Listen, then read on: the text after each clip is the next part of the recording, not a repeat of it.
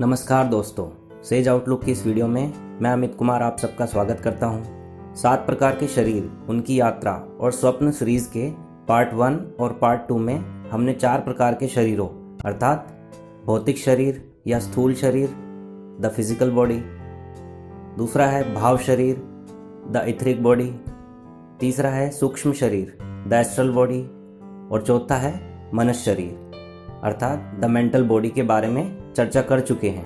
आज की इस वीडियो में हम 5वें शरीर अर्थात आत्मिक शरीर के बारे में बात करेंगे। चौथे शरीर को पार करने के बाद जो 5वां शरीर आता है वह है आत्मिक शरीर अर्थात द स्पिरिचुअल बॉडी। 5वें शरीर के लिए जो दूसरा शब्द है वह है ध्यान अर्थात किसी भी तरह के मनन से हटकर अमन या नो माइंड की अवस्था में पहुंच जाना। चौथे शरीर तक व्यक्ति मनुष्य होता है और वह मनुष्यता के चरम शिखर पर या मनुष्यता की संपूर्ण खिलावट में होता है, जैसे Einstein, Newton, Edison, Nikola Tesla आदि।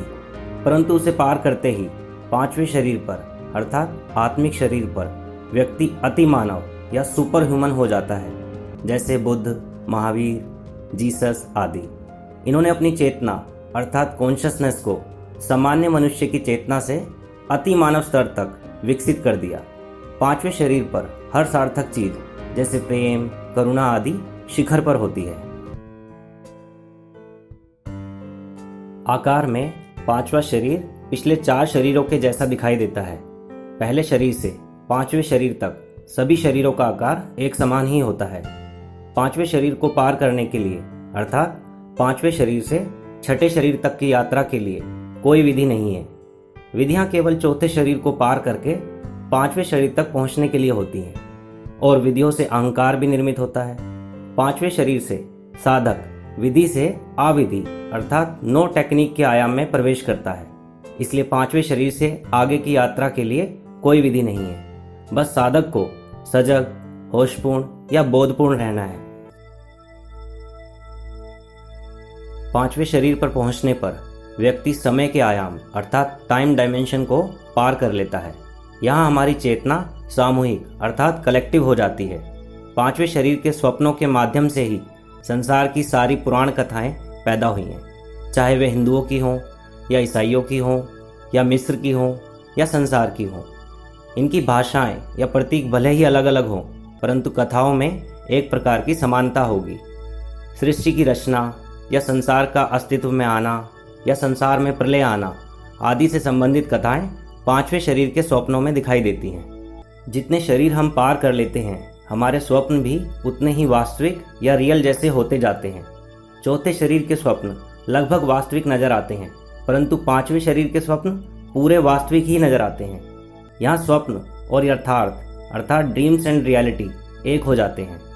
5वें शरीर पर पहुंच चुके अलग अलग व्यक्ति भी एक साथ एक ही जैसा स्वप्न देख सकते हैं, क्योंकि यहाँ चेतना सामूहिक हो जाती है। 5वें शरीर में व्यक्ति के अंदर एक केंद्र निर्मित होता है। यह केंद्र व्यक्ति का एकीकरण अर्थात क्रिस्टलाइजेशन है।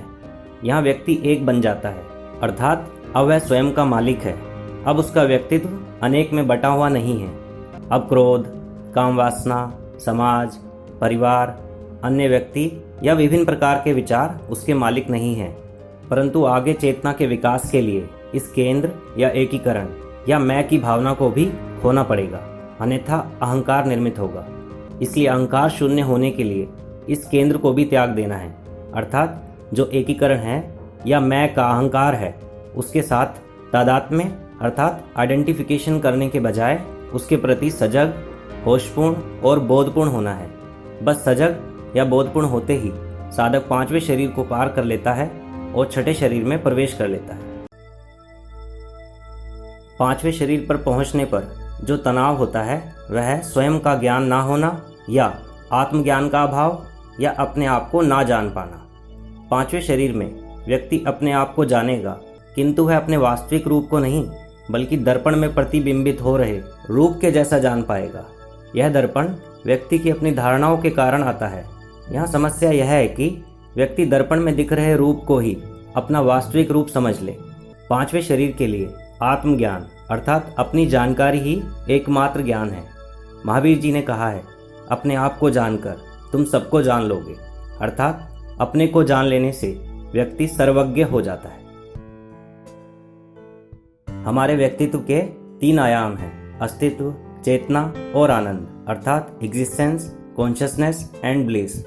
हमारा होना हमारा अस्तित्व है और हमारे अंदर कोई है जो जानता है, उसे हम चेतना या कॉन्शियसनेस कहते हैं। और यदि हम भीतर के आनंद को भी जान लें तो समझो हमने अपने आप को या सत्य चित्त आनंद या सच्चिदानंद को जान लिया। अन्य 2 शरीरों अर्थात ब्रह्म शरीर और निर्वाण शरीर के बारे में हम अगली वीडियो अर्थात पार्ट 4 में बात करेंगे। इस वीडियो को देखने के लिए धन्यवाद।